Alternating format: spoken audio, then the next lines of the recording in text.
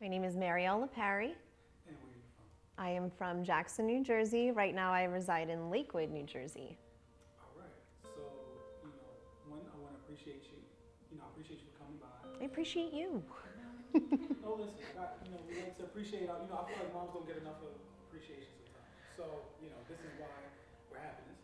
And I appreciate you being showing up. Well, thank you. I know it's kind of out of the way. It's kind of like, it's an awkward day today. So if you can, describe what you were doing, describe life before mom. Oof. Life before mom, I had a great time. No, to be honest, I initially never wanted to have children. I wanted to be the cool aunt that everybody came to and brought all their problems to. My sister was the one that was meant to be a mom. I was not. So I had a good time and eventually got caught up in the wrong things, which I now have 8 years clean on February 22nd.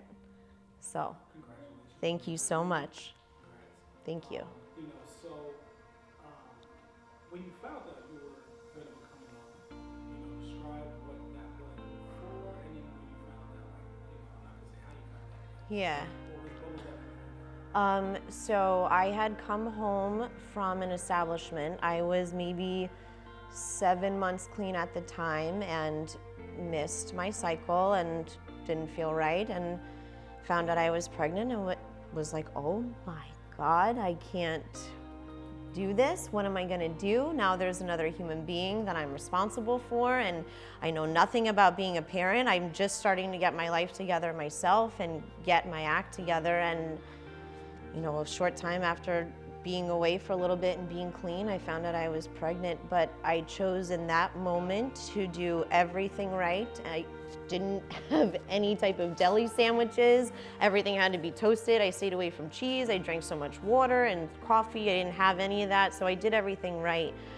So for me, when I found out my son, well, both of my sons, but essentially my oldest, since he was the first, they saved my life wholeheartedly. So for me, it was hard to swallow that pill, but once I swallowed it, I said, all right, I'm all in. So from then on, I've done my best, or at least I hope to be a good mom. So it was nerve-wracking, but it took a while to get used to. My family wasn't necessarily supportive at the time because of the circumstances that I was in, not really having my life together as far as career-wise or knowing what I wanted to do. But eventually they supported me.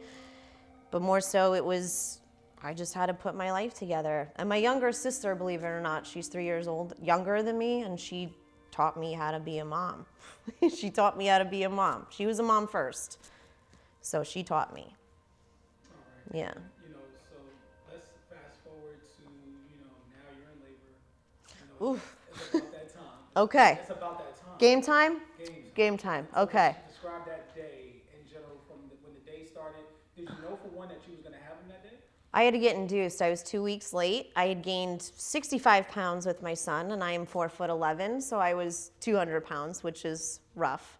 And I had to get induced. Like I said, he was 2 weeks late. So I said, all right, let's do this. So 4:45 on Thursday evening, I was induced. He didn't come till 3:55 Saturday morning. So I knew essentially that I had to get induced, and then as time went on, for example, the nurse had said to me, all right, we're gonna give you Pitocin to start your contractions. Okay, great. So I'm bouncing on the ball that they give you to work labor up a little bit, and I'm like, wow, I really don't feel any pain. Maybe like your drugs aren't hard enough. She's like, honey, just wait. I'm like, okay, sure, just wait.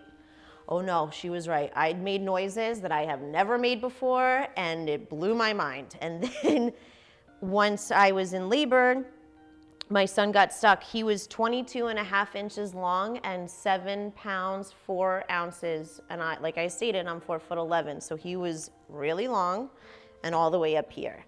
I begged for a C-section since I was in labor for so long. The doctor eventually came in, pulled him right out.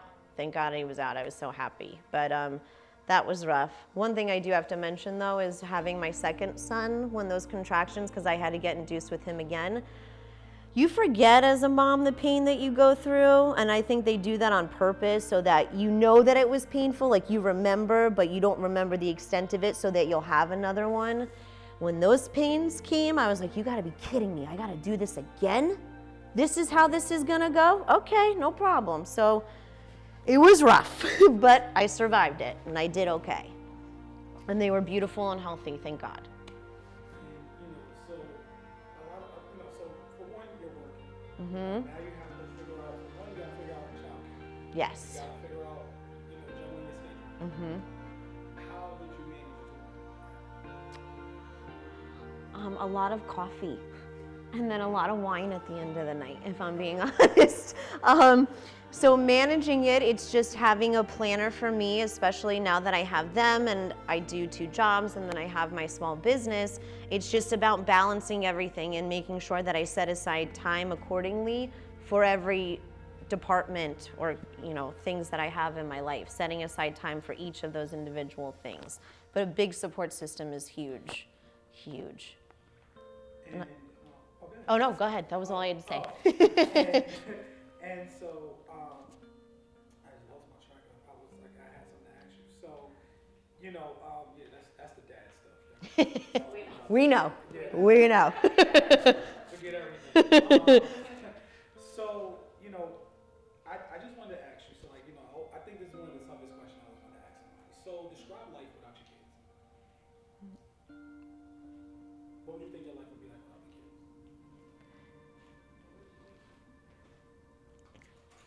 If I still had a life, if I was still here at that point, because I shouldn't be here. They saved my life. So without them, if I was still alive, because I should be dead, I don't know. I really don't know. And I can't imagine my life without them. Like, yeah, I could travel. I see all my girlfriends that don't have kids. I'm sorry, I'm crying. It's not.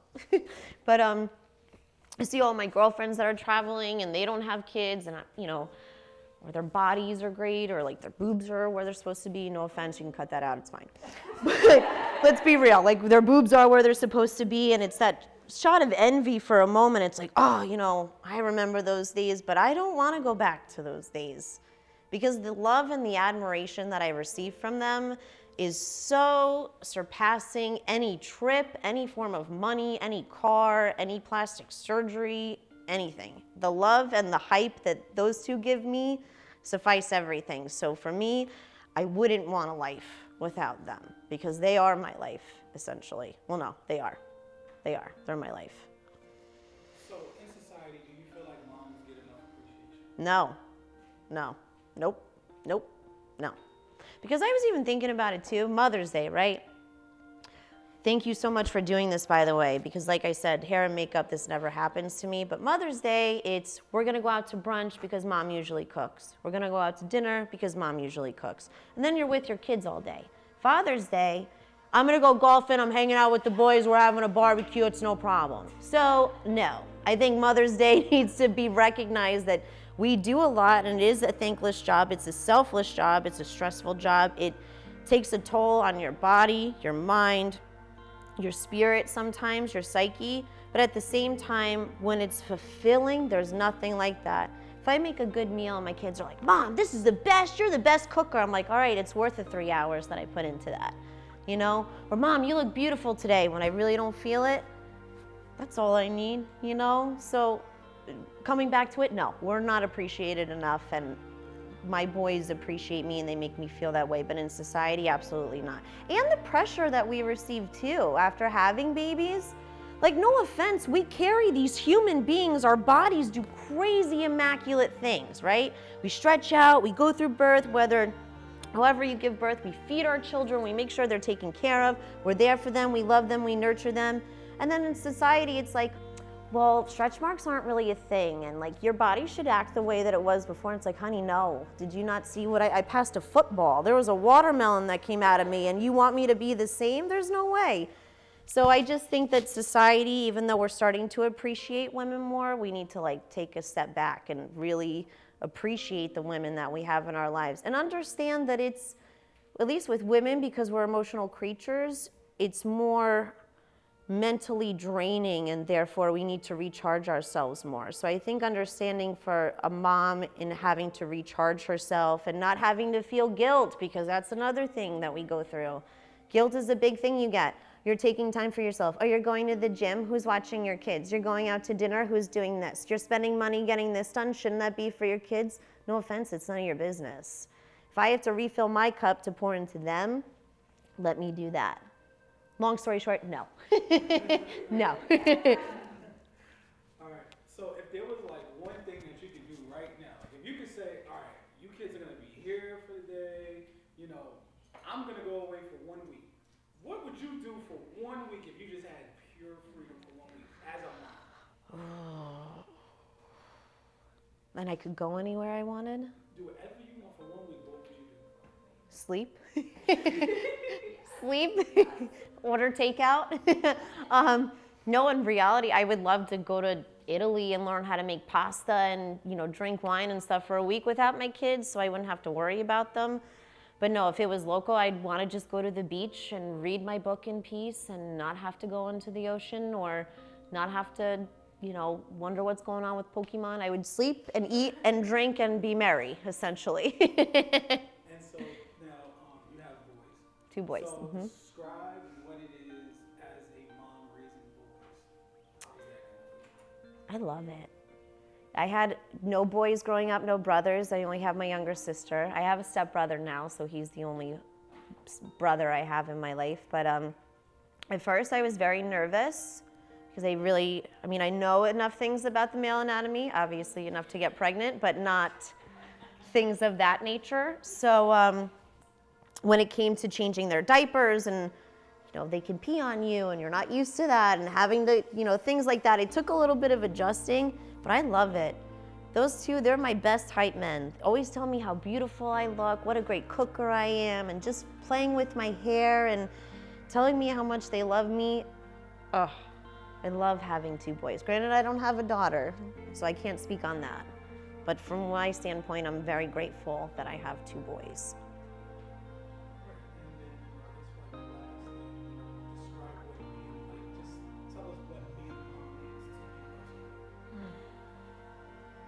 It's hard.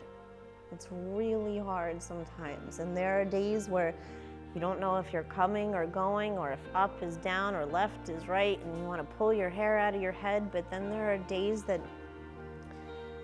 they come to you, and the amount of love that they give and the support and the acceptance and the understanding surpasses all of that. And for example, like Evan, my youngest, be like, Mom, I want a snack for bed. I'm like, okay, here's goldfish. But I don't want goldfish, I want Pringles. Did I tell you you look really beautiful today? Thanks, Evan. I appreciate the compliment, but no, you're not having Pringles, you're having goldfish. So it's learning to pick your battles and really just putting everything that you went through in your childhood and healing from your childhood traumas and changing that behavior and pouring into them and realizing that they are 2 individuals, at least my sons are 2 individuals that have their own personality, that are their own person, and just to pour into them and give them the support and love and acceptance that they deserve. And let them know that you're my biggest hype man, but I've got your back, I'm yours too. So anything that you need, I'm here for. So it's a lot of selfless love, but you gain a lot of love back, if that makes sense.